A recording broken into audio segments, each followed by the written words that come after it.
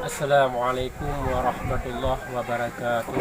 Ucapan terima kasih atas sumbangan dari anak rantau di luar, baik di Jakarta maupun di tempat-tempat yang lain. Karena persatuan di Jakarta merupakan sabuk ide yang paling good. Nah, kamu terima sumbangan dari anak rantau di Jakarta 2.250.000 rupiah. Sedekahnya Jino karena banyak ulung tuan. Kepada seluruh anak rantau yang di luar kampung, kamu mengucapkan ribuan terima kasih. Long lakai maaf kadang abang kamu bak bergaul kesilapan dan kesalahan bak tutur kata bahasa agaknya kurang pas bak arti kitanya yang kamu melakai maaf.